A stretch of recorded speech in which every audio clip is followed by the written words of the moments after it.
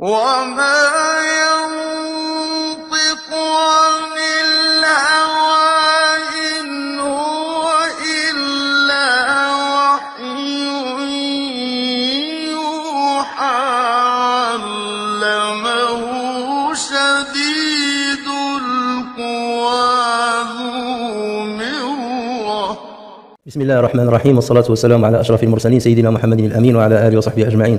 اللهم اجمعنا عليك ولا تكلنا إلا إليك. أرنا اللهم الحق حقا وارزقنا اتباعه، وأرنا الباطل باطلا وارزقنا اجتنابه، واجعلنا من عبادك الصالحين وأوليائك المقربين برحمتك يا أرحم الراحمين. Donc nous allons reprendre, Inch'Allah, notre série sur le commentaire de Sahih al-Bukhari. Et donc nous sommes toujours dans le troisième chapitre que l'imam Bukhari rahimahullah a intitulé le chapitre de l'ilm, Babu al-ilm. Et donc nous sommes aujourd'hui avec la 8e rubrique que l'imam al-Bukhari a intitulé Babun, ou bien Babu, ça dépend, Babun man qa'ada haythu yantahi bihi al-majlisu wa man ra'a furjatan fi al-halaqati fajalasa fiha. Babu man qa'ada haythu yantahi bihi al-majlis wa man ra'a furjatan fi al-halaqati fajalasa fiha. نروي بسند متصل عن الإمام أبي عبد الله محمد بن إسماعيل بن إبراهيم البخاري قال: حدثنا إسماعيل قال حدثني مالك عن إسحاق بن عبد الله بن أبي طلحة أن أبا مرة مولى عقيل بن أبي طالب أخبره عن أبي واقد الليثي أن رسول الله صلى الله عليه وسلم بينما هو جالس في المسجد والناس معه إذ أقبل 3 نفر، فأقبل 2 إلى رسول الله صلى الله عليه وسلم وذهب واحد. قال: فوقف على رسول الله صلى الله عليه وسلم، فأما أحدهما فرأى فرجة في الحلقة فجلس فيها، أو في الحلقة on peut dire les deux، وأما الآخر فجلس خلفهم، وأما الثالث فأدبر ذاهبا. فلما فرغ رسول الله صلى الله عليه وسلم قال: ألا أخبركم عن النفر الثلاثة؟ أما أحدهم فأوى إلى الله فآواه الله، وأما الآخر فاستحيا الله منه، وأما الآخر فأعرض الله عنه. Donc le titre de cette rubrique c'est de celui qui prend place au dernier rang du groupe circulaire des assistants, et celui qui, apercevant une place libre dans ce cercle, va s'y asseoir. Et ensuite, donc, l'imam al-Bukhari a rapporté avec une chaîne de transmission que je ne vais pas répéter ici en français, sur Abu Waqid al-Laythi, le sahabi, radiallahu anhu, qui a dit: tandis que le prophète sallallahu alayhi wa sallam était assis dans la mosquée, en compagnie des fidèles, 3 hommes entrèrent. 2 d'entre eux s'avancèrent vers le prophète sallallahu alayhi wa sallam, le 3e préféra partir. Les 2 premiers s'arrêtèrent devant le cercle du messager de Dieu. L'un d'eux vit une place vide et l'occupa. L'autre s'assit derrière les présents. Quant au 3e, il préféra revenir sur ses pas. Quand l'envoyé de Dieu eut terminé son enseignement, il dit: voulez-vous que je vous instruise au sujet de ces 3 individus? Eh bien, l'un d'eux a cherché un refuge auprès de Dieu et Dieu le lui a accordé. Le 2e s'est montré pudique envers Dieu et Dieu de se montrer aussi pudique envers lui. Quant au dernier, il a préféré se détourner de Dieu, d'où Dieu s'est détourné de lui. Alors commençons déjà par le titre de la rubrique. Cette rubrique, donc dans cette rubrique, l'imam Bukhari rahimahullah va mettre l'accent sur une convenance à observer lorsqu'on rejoint une assise du savoir. Rappelez-vous, jusqu'à maintenant, toutes les rubriques que nous avons vues sont en train de parler des moyens de la transmission du savoir, ou de certaines convenances qu'il faut respecter lorsqu'on veut acquérir ou transmettre le savoir. Et ici, donc, il va parler d'une de ces convenances. Dans ce titre, l'imam al-Bukhari a utilisé 2 synonymes.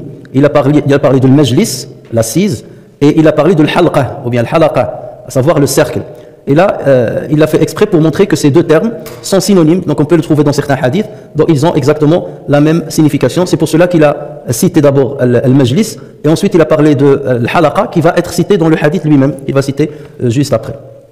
Donc le hadith a été rapporté sur un compagnon du prophète sallallahu alayhi wa sallam qui s'appelle Abu Waqid al-Laythi, qui jusqu'à maintenant on n'a pas vu sa biographie. À chaque fois qu'on rentre en contact avec un compagnon, on essaie de donner un aperçu succinct sur sa biographie. En fait, Abu Waqid al-Laythi, ça c'est un surnom. Abu Waqid c'est le surnom, comme on a l'habitude de le donner. Et al-Laythi c'est pour faire référence à la tribu à laquelle il appartient. Et les savants ont divergé sur son vrai nom. Donc certains disent qu'il s'appelait Al-Harith ibn Malik, d'autres disent Al-Harith ibn Auf, et d'autres disent Auf ibn Al-Harith. Ces petites divergences, on peut les trouver quant à certains narrateurs. Mais en aucun cas, ça ne remet en cause la fiabilité de la personne. Il faut distinguer entre Rajulun Majhoul, un homme inconnu, et un homme dont on ne connaît pas le nom exact. Parce qu'on pouvait vivre avec une personne, même aujourd'hui, on peut vivre avec une personne qui a un surnom et la connaître exclusivement avec son surnom, sans pour autant connaître son vrai nom. Même pas avec vous, vous fréquentez certaines personnes, vous le connaissez par le prénom. Alors imaginez, à l'époque, c'était toujours des surnoms. Et c'est pour cela que parfois on trouve des divergences, mais on connaît très bien l'identité de la personne, on connaît très bien sa fiabilité, on connaît très bien sa biographie, et ce que les uns et les autres ont dit sur lui. Donc il faut faire très attention entre Rajul Majhoul, un inconnu, ou Rajul dont on ne connaît pas le nom exact, mais on connaît le surnom. C'est le cas ici. On a divergé aussi sur le moment où il s'est converti à l'islam. Alors certains considèrent qu'il a participé à la bataille de Badr, autrement dit, il s'est converti à l'islam très tôt, donc soit avant, soit juste après l'immigration du prophète sallallahu alayhi wa sallam. Mais d'aucuns disent qu'il ne s'est converti qu'après la conquête de la Mecque, qu'après Fath Mecca. Et sur quoi il se base? Il se base sur un hadith qui a été rapporté par lui, où il parlait de la bataille de Hunayn. Et nous savons très bien que la bataille de Hunayn a eu lieu juste après la conquête de la Mecque.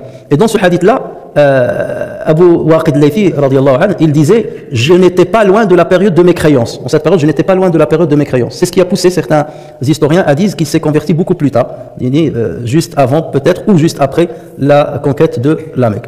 Mais on sait très bien qu'il a participé à la bataille de Al-Yarmouk à l'époque de Omar ibn Khattab. Il a passé sa dernière année à la Mecque avant d'y mourir en l'an 68 de l'Hégire, à un âge de 75, certains disent 85 ans.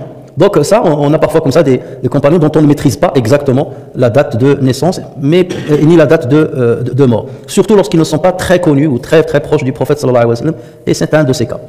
On a rapporté sur ce compagnon 21 hadiths. Et l'imam al-Bukhari, rahimahullah, n'a rapporté sur lui que ce hadith-là, qui est entre nos mains.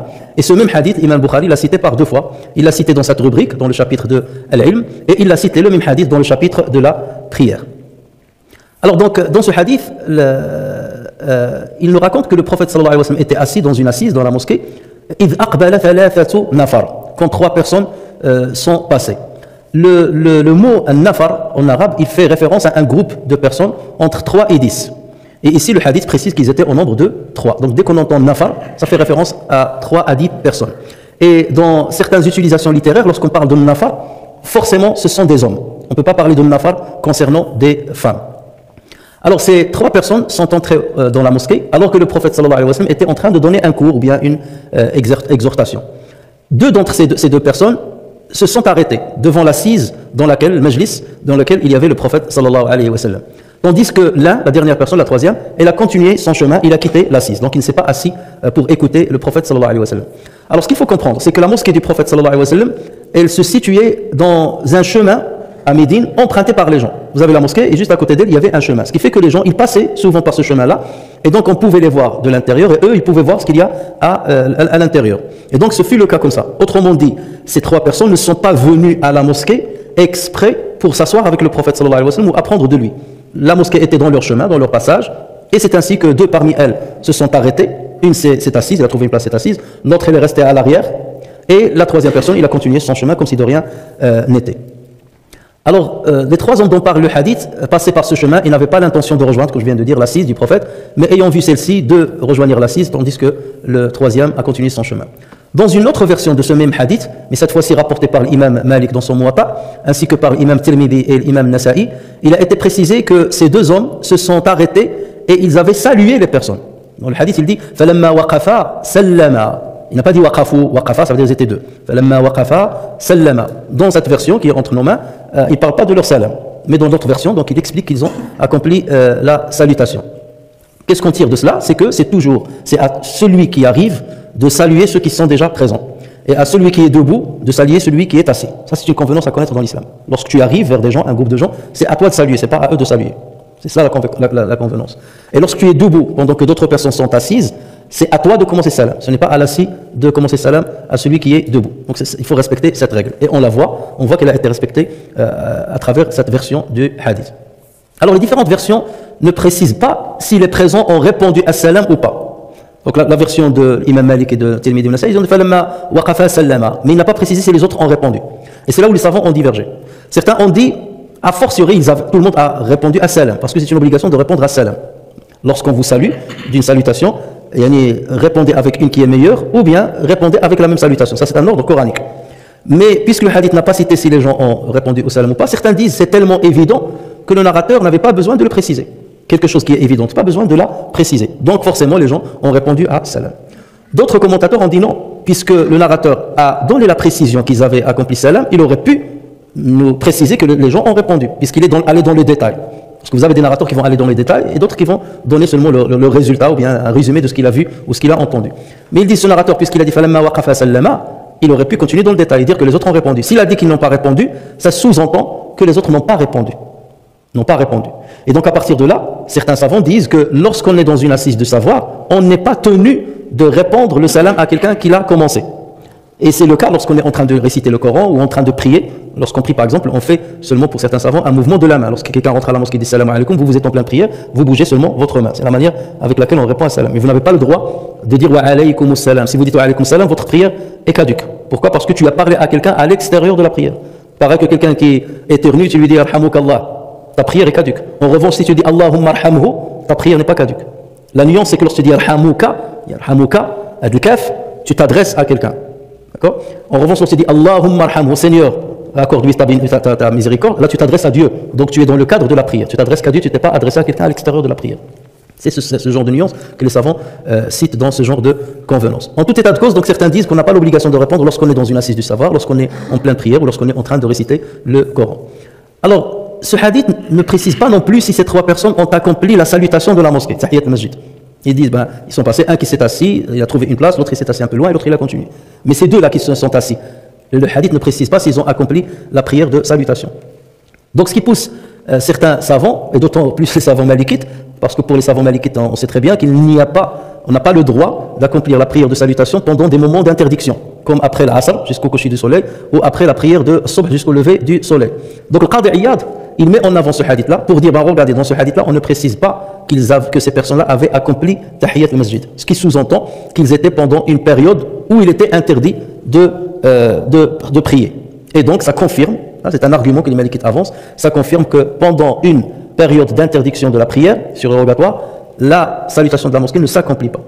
Ce n'est pas bien entendu l'avis des Shafi'ites et des Hanbalites qui considèrent que la salutation de la mosquée fait partie de ce qu'ils appellent Dawat al-Asbab, les prières qui ont une raison. Et pour eux, les prières Dawat al-Asbab, elles s'accomplissent même pendant les moments d'interdiction. Comme par exemple ce jeu de tilawa de la récitation du Coran, pour eux on l'accomplit même après l'Asr. Chez les Malikites, non, on n'a pas le droit de le faire. Et il en est de même, vous connaissez un petit peu le débat sur la prière pendant que l'imam est sur le minbar, est rentré et qu'il est sur le minbar. Donc là aussi les Malikites divergent avec les Shafi'ites et les Hanbalites. Et les Hanafites vont dans le même sens que les Malikites à ce propos. Donc vous voyez comment les savants, lorsqu'ils vont chercher les arguments, et parfois ils mettent en avant un hadith qu'on ne soupçonnait pas utiliser dans ce genre de débat, pour vous voir la précision et l'importance des hadiths dans l'extraction des décrets religieux. Alors pour d'autres savants qui sont pour l'obligation d'accomplir la salutation de la mosquée à toute heure, ils pensent que les circonstances de ce hadith étaient arrivées avant que la salutation de la mosquée ne soit devenue obligatoire. Quand est-ce que la salutation pour eux de la mosquée est devenue obligatoire? Lorsque le prophète sallallahu alayhi wa sallam l'a dit. Lorsqu'il a dit إِذَا دَخَلَ أَحَدُكُمُ الْمَسْجِدِ فَلَا يَقْعُدْ حَتَّى يُصَلِّي رَكْعَتَيْنِ. Lorsque l'un de vous entre dans la mosquée, qu'il ne s'assoit pas tant qu'il n'a pas accompli de rakat. C'est pour cela lorsqu'on rentre dans la mosquée, on trouve le mu'adhin en train de lancer l'adhan, ou bien normalement on reste debout, on ne s'assoit pas, on reste debout jusqu'à ce qu'il termine l'adhan, soit on rejoint le groupe pour prier avec eux, soit dans ce cas une fois il a terminé, on fait de rakat. Mais on ne s'assoit pas pour respecter le hadith du prophète sallallahu alayhi wa sallam. Lorsque l'un de vous entre dans une mosquée, qu'il ne s'assoit pas tant qu'il n'a pas accompli donc de rakat. Donc pour eux, cet événement-là est arrivé avant que serait arrivé, ça reste une théorie, serait arrivé avant que le prophète sallallahu alayhi wa sallam instaure l'obligation de la salutation de la mosquée. Lorsque Abu Waqid al-Laythi rahimahullah dit, deux d'entre eux s'avancèrent vers le prophète sallallahu alayhi wa sallam, il voulait préciser qu'ils s'avancèrent vers l'assise dans laquelle le prophète sallallahu alayhi wa sallam dispensait une exhortation ou bien un discours. Donc vers le prophète parce que c'est lui le chef de l'assise, donc vers lui ça ne veut pas dire qu'ils sont assis juste à côté de lui, mais vers l'assise elle-même. L'un des deux hommes occupa une place libre dans le cercle des présents et le deuxième s'assit derrière les présents, tandis que le troisième, comme on l'a vu, se détourna de l'assise. Que dit donc Abu Waqid, il dit quand l'envoyé de Dieu eut terminé, donc le prophète sallallahu alayhi wa sallam n'a pas fait de remarque pendant son discours, il a attendu qu'il termine ce qu'il était en train de dire avant de faire une remarque. Il dit, voulez-vous que je vous instruise au sujet de ces trois individus? Eh bien l'un d'eux a cherché un refuge auprès de Dieu et Dieu le lui a accordé. Le deuxième s'est montré pudique envers Dieu et Dieu de se montrer aussi pudique envers lui. Quant au dernier, il a préféré se détourner de Dieu, d'où Dieu s'est détourné de lui. Alors qu'est-ce qu'on comprend de cela? C'est que le prophète sallallahu alayhi wa sallam était vigilant. Regardez, là il est en train de discourir, mais il remarque ce qui s'est passé. Et à chaque fois qu'il voit quelque chose qui n'est pas convenable, il corrige. C'est pour cela que lorsqu'on parle de sunnah, on dit, il y a une partie de taqririya, sunnah taqririya, l'approbation du prophète sallallahu alayhi wa sallam. Si une chose arrive et que le prophète sallallahu alayhi wa sallam ne fait pas de remarque, c'est que cette chose est permise. Et c'est pour ça que les savants, ils ont une règle qui dit تأخير البيان عن وقت الحاجة لا يجوز في حق الأنبياء. تأخير البيان عن وقت الحاجة لا يجوز. Sauf si la révélation n'est pas venue. C'est-à-dire retarder une explication alors qu'il y a besoin, ça c'est pas possible chez les prophètes, parce qu'ils ont l'obligation d'expliciter les choses dès qu'ils voient une erreur. Donc, le prophète sallallahu alayhi wa sallam a corrigé une situation qui n'était pas normale, mais il a attendu de terminer pour donc donner sa remarque. Et ceci montre qu'il maîtrisait ce qui se passait autour de lui. Alors, le prophète sallallahu alayhi wa sallam a utilisé 3 termes. Il a dit فَأَوَى إِلَى اللَّهِ فَأَوَاهُ اللَّهُ وَأَمَّا الْآخَرُ فَاسْتَحْيَا اللَّهُ مِنْهُ وَأَمَّا الْآخَرُ فَأَعْرَضَ اللَّهُ عَنْهُ. Regardez, il utilise le même verbe. Une fois, il l'impute à l'homme, et une fois, il l'impute à Dieu. Donc, il a dit premier, à chercher refuge auprès de Dieu, et Dieu lui a donné refuge. Le deuxième, a manifesté de la pudeur envers Dieu, et Dieu de montrer la pudeur envers lui. Donc il utilise le même terme, le même verbe.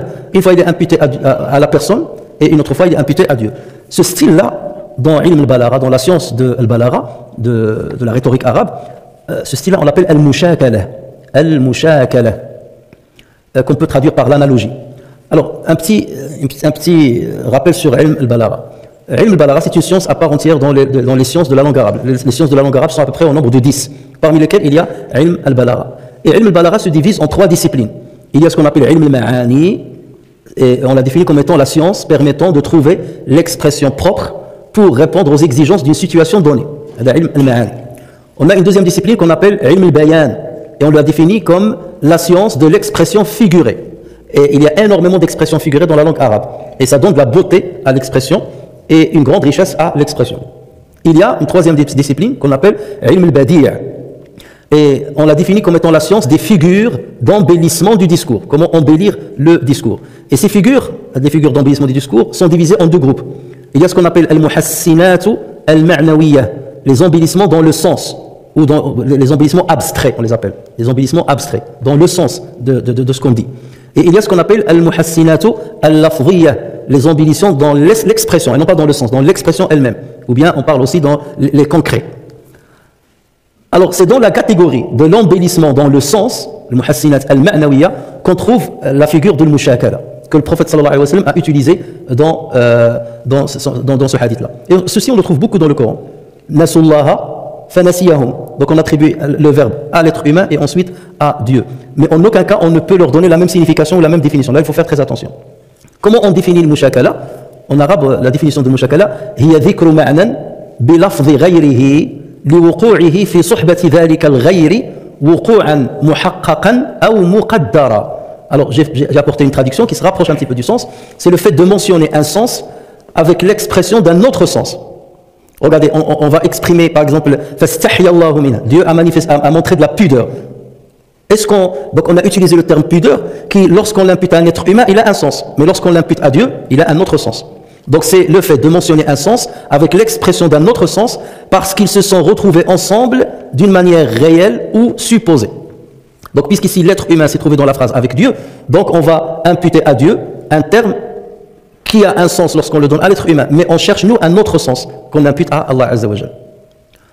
Donc, avec cette définition, comment on va comprendre cette phrase? Et c'est pour ça qu'on dit qu'on ne peut pas comprendre les textes coraniques ou bien les textes prophétiques si on ne maîtrise pas d'une manière parfaite la langue arabe. Et c'est pour ça que les savants, depuis le début, depuis l'aube de l'islam, ils ont mis les règles de la langue arabe en se basant sur le Coran, sur Shi'r al-Jahili, sur la langue arabe dans les tribus, ainsi de suite, pour mettre un dispositif dans la langue arabe qui va nous permettre justement d'avoir les outils de la compréhension de la parole divine et de la parole du prophète sallallahu alayhi wa sallam. Vous avez certains ignorants, ces temps-ci, qui parlent trop sur les réseaux sociaux, qui disent on ne va pas expliquer le Coran avec Shi'r al-Jahili. Ou tu vas l'expliquer avec quoi? Avec ton arabe exécrable. C'est Shi'r al-Jahili auquel il faut revenir. C'est là où l'arabe était forte. Et c'est là où Allah Azza wa Jal a révélé le Coran, en utilisant une partie de cet arabe-là.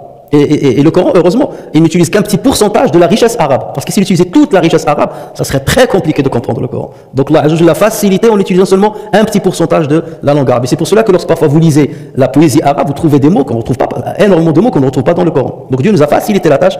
Et malgré ça, malgré le peu de pourcentage utilisé dans le Coran, il défie les spécialistes de la langue arabe et les poètes de la langue arabe de ramener un texte qui ressemblerait au Coran. Donc la question, ce n'est pas une question numérique, combien on a utilisé de pourcentage de langue, c'est une question qualitative. Comment on a utilisé justement ces termes-là pour leur donner un embellissement et une expression qui défie l'expression des humains. Sans parler bien entendu du contenu. Là, bien entendu, on est en plein dans le miracle. Donc les 3 sens, donc l'essence des 3 expressions utilisées par le prophète sallallahu alayhi wa sallam dans ce hadith, la recherche du refuge, l'iwa, la pudeur, le haya et le détournement, l'irad, ne sont pas les mêmes lorsqu'on les impute à l'être humain et lorsqu'on les impute à Dieu. Al-iwa, c'est le fait d'accueillir quelqu'un chez soi. Awani, ça veut dire qu'il m'a accueilli chez lui. Le prophète sallallahu alayhi wa sallam a utilisé cette expression concernant l'homme qui a occupé une place libre. Fa'awa ilallah. Il a trouvé une place libre, il est venu s'y asseoir.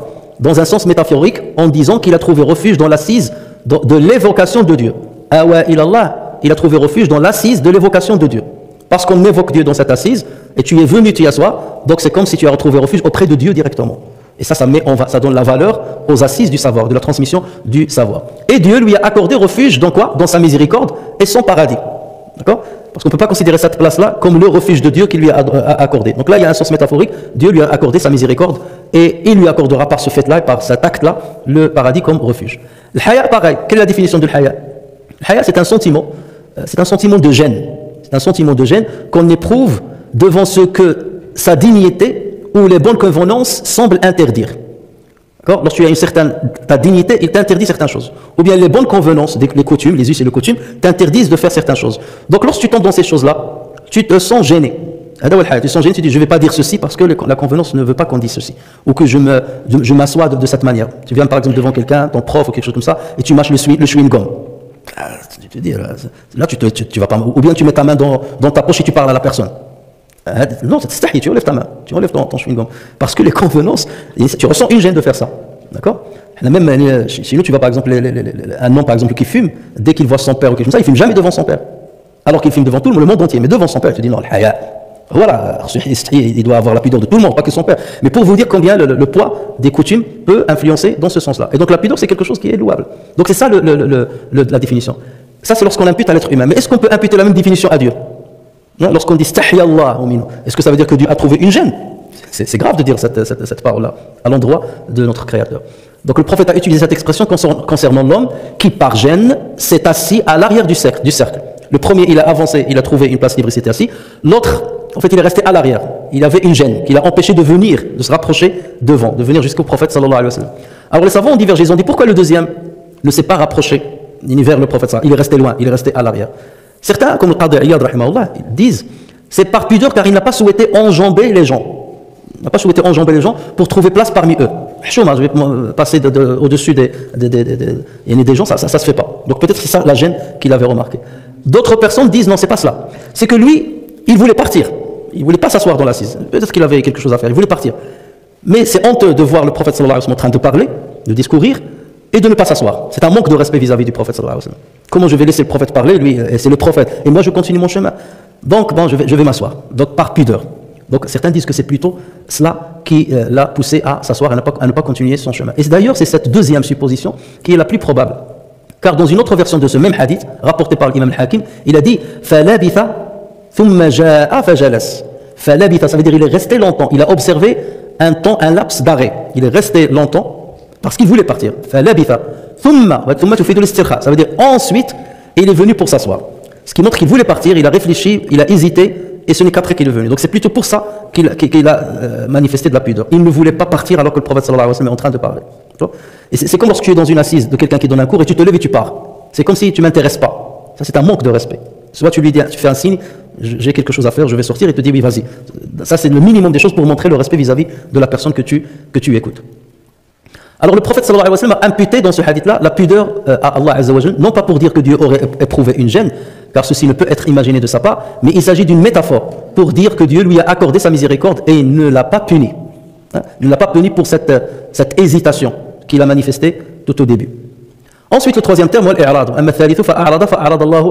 c'est le fait de tourner le regard, c'est le fait de tourner le regard d'un endroit ou de quelqu'un vers un autre. Le prophète sallallahu alayhi wa sallam a utilisé cette expression concernant l'homme qui s'est détourné de l'assise du savoir que le prophète sallallahu alayhi wa sallam dirigeait. En conséquence de quoi, il a expliqué que Dieu s'est détourné de lui, autrement dit, il l'a maudit. Ça veut dire je ne vais pas te voir. Ça ne veut pas dire que Dieu oublie. Ça veut dire qu'il ne va pas leur accorder sa miséricorde, il ne va pas leur donner son agrément. Donc c'est pour cela que le prophète sallallahu alayhi wa sallam a utilisé ce terme-là. Le Qadi Iyad rahimallah dit celui qui se détourne du messager de Dieu ne lui voue pas du respect. Et surtout dans ce genre de situation, il est en train de donner un conseil. Normalement, Allah dit Sari'u ila maghfiratin, sabiqu ila maghfiratin, concourez, hâtez-vous pour aller gagner de maghfira. Et là, le prophète sallallahu alayhi wa sallam est en train de parler, de donner des conseils. Donc normalement, tu dois courir pour aller apprendre parce que ça va te ramener forcément des hasanat. Le simple fait de l'écouter. Et toi, tu fais comme si tu n'as pas besoin de hasanat. Tazhadu fil hasanat, et tu pars. Donc là, je te dis, ben, tu veux pas ma récompense, ben, je te la donnerai pas. Et tu ne respectes pas mon prophète. Et c'est pour cette raison donc que Dieu s'est détourné de lui, en ce sens qu'il ne lui accordera pas sa miséricorde et son pardon. Et pour d'autres savants, ils ont dit, il se peut que cette personne était un hypocrite. Et c'est pour cela que le prophète sallallahu alayhi wa sallam a utilisé ce terme qui est très fort. A'radallahu an. Donc peut-être que c'est pas quelqu'un qui était seulement occupé par quelque chose, ou il devait vaquer à une autre occupation. Peut-être que c'était un vrai hypocrite et il voulait pas s'asseoir. Et c'est pour ça que le prophète sallallahu alayhi wa sallam a utilisé ce terme-là, A'radallahu an. Parce que c'est quelqu'un qui a un cœur noirci et il mérite ce i'rad. Dans une autre version rapportée par Anas ibn Malik, ce dernier rapporte que le prophète sallallahu alayhi wa sallam a dit Fastaghna, au lieu de fa'arada, Anas ibn Malik a dit Fastaghna Allahu an. Anas rapporte donc le même hadith, ça veut dire qu'il était présent aussi. D'accord? Fastaghna, ça veut dire il s'est dispensé et Allah s'est dispensé de lui. Alors le sens de cette expression est que l'homme a considéré qu'il n'a pas besoin de s'asseoir pour apprendre. Pourquoi je sais, moi j'ai pas besoin d'apprendre. Alors qu'on a toujours besoin d'apprendre. Ou même si on connaît tout, le simple fait de s'asseoir dans une assise de savoir, on va citer le nom du prophète et vous allez dire sallallahu alayhi wa sallam. Donc imaginez, vous gagnez 10 salawats de la part d'Allah. Ça c'est le minimum.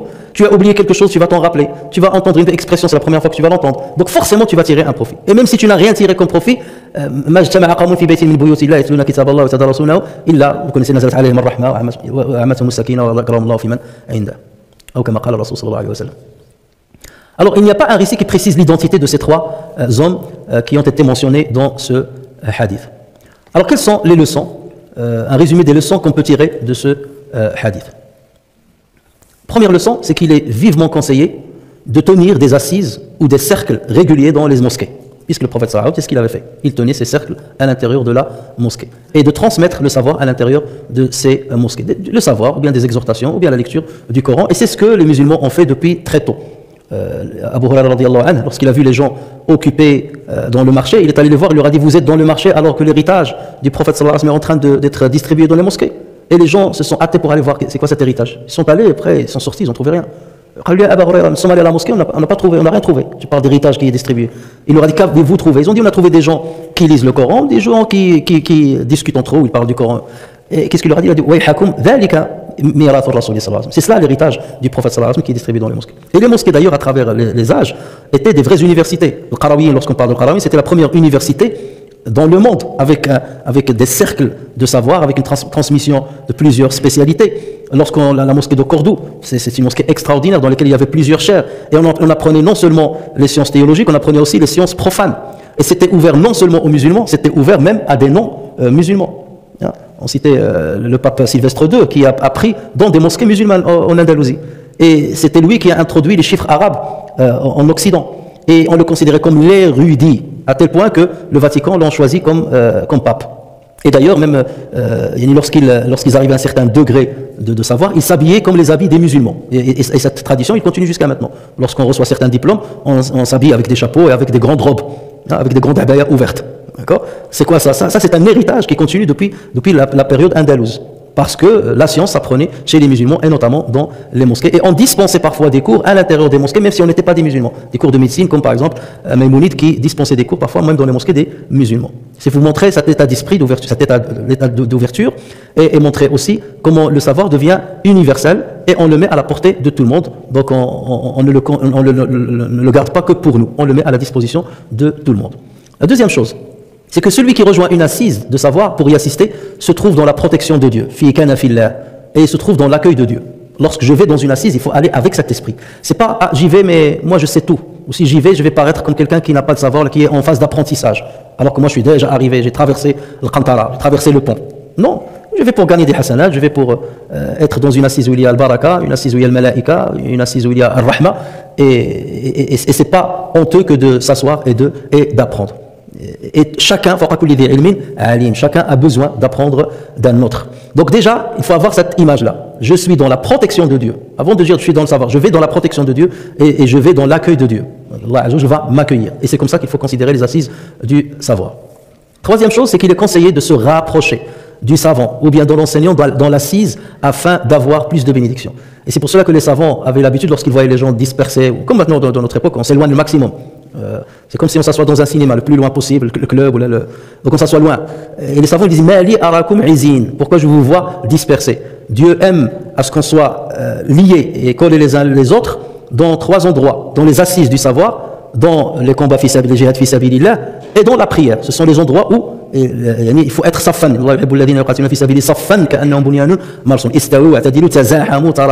Justement, cette manière de s'asseoir l'un à côté de l'autre sont louables dans ces 3 moments ou ces 3 endroits. 4e leçon qu'on peut tirer, c'est qu'il convient de s'asseoir là où on trouve un vide dans une assise, à l'instar de ce qu'on fait lors de la prière collective.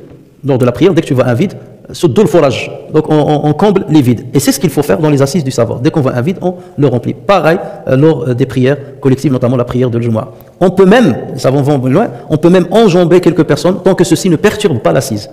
Donc il ne faut pas bloquer tout le monde. Si tu vas enjamber 1 ou 2 personnes, mais lorsqu'on dit enjamber, c'est pas passer le pied au-dessus de l'épaule. Si tu as 2 personnes avec un petit passage, tu passes doucement et d'une manière un peu discrète. Si je ressens que je dérange pas l'assise, il n'y a pas de problème.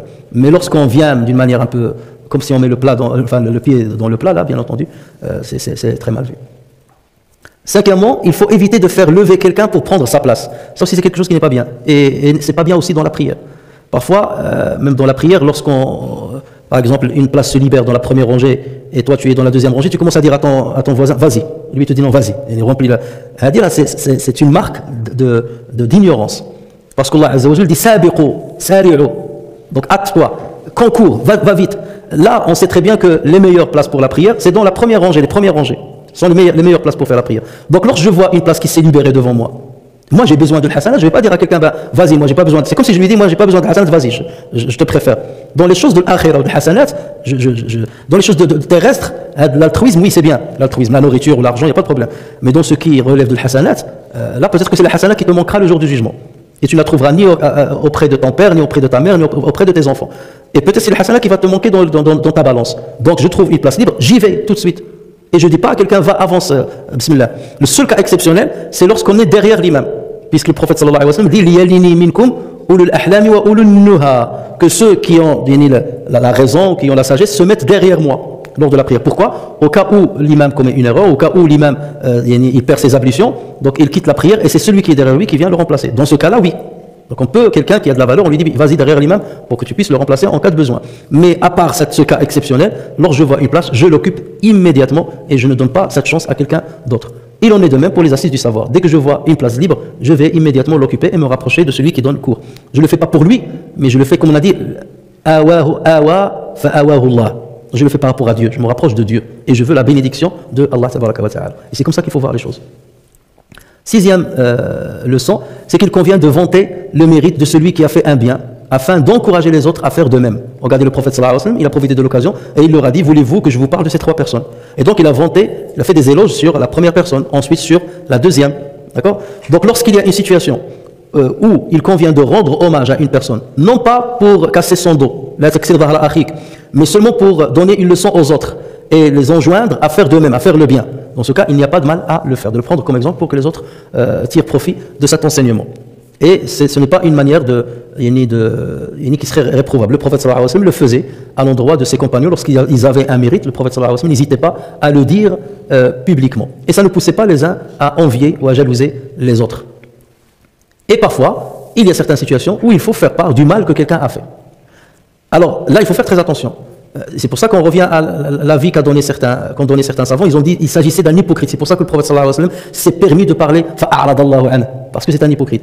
Mais lorsque quelqu'un commet une erreur, il faut faire attention. Si tu vas le prendre comme exemple devant tout le monde et que les gens vont le critiquer après, là c'est pas bien. Donc dans ce cas, il vaut mieux lui prodiguer le conseil tout seul ou parler d'une manière générale sans mettre l'index sur la personne. D'accord? Mais dans cette situation précise, là le prophète sallallahu alayhi wa sallam il parlait peut-être d'une personne qui était vraiment égale. La dernière leçon qu'on peut tirer de ce hadith, c'est qu'on doit d'abord laisser le savant ou le professeur exposer son cours ou son exhortation avant de lui poser des questions. Parce que regardez, le prophète sallallahu alayhi wa sallam, il a dit, lorsqu'il a terminé, Abu Waqid a dit, lorsque le prophète sallallahu alayhi wa sallam a terminé, c'est là où il leur a dit, voulez-vous que je vous parle d'eux?